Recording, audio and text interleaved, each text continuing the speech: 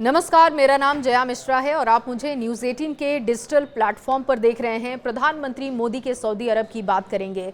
प्रधानमंत्री मोदी सऊदी अरब के दौरे पर हैं और इस दौरान कई बड़े समझौते का ऐलान हो सकता है। पीएम मोदी की जेद्दा यात्रा के दौरान मंगलवार को भारत और सऊदी अरब के बीच कम से कम 6 समझौते पर साइन होने की उम्मीद है। हाल के वर्षों में भारत खाड़ी देशों से संबंध मजबूत करने पर फोकस करता रहा है, खासकर उन देशों के साथ जहां पाकिस्तान की पैठ थी। पाकिस्तान इस्लाम के नाम पर खाड़ी देशों को अपनी साइड करते रहा है, लेकिन अब उसे झटका लग रहा है। जिन खाड़ी देशों को भड़काकर पाकिस्तान पैसे बटोरते रहा है, अब वो भारत की सुन रहे हैं, भारत को ज्यादा तरजीह भी दे रहे हैं और इसका श्रेय कुछ हद तक प्रधानमंत्री मोदी की उस नीति को जाता है जिससे उन्होंने खाड़ी देशों पर ज्यादा फोकस किया।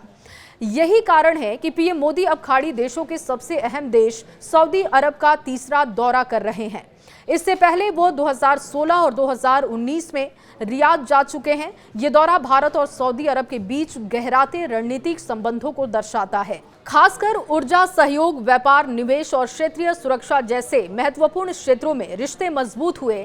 ये यात्रा सितंबर 2023 में नई दिल्ली में हुए G20 शिखर सम्मेलन के दौरान क्राउन प्रिंस मोहम्मद बिन सलमान की भारत यात्रा और भारत सऊदी रणनीतिक साझेदारी परिषद की पहली बैठक के बाद से हो रही है।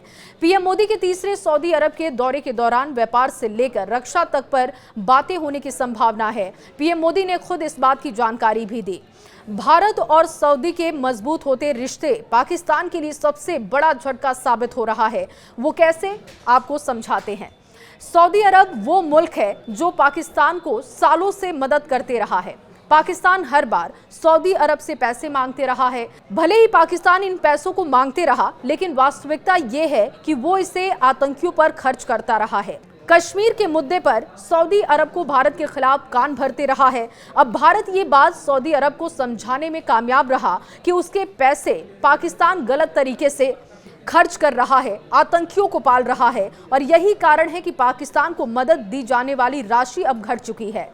कश्मीर मामले पर भी सऊदी अरब अब पाकिस्तान को अनदेखा करने लगा है। इसके साथ ही पाकिस्तान के साथ व्यापार भी घटने लगा है।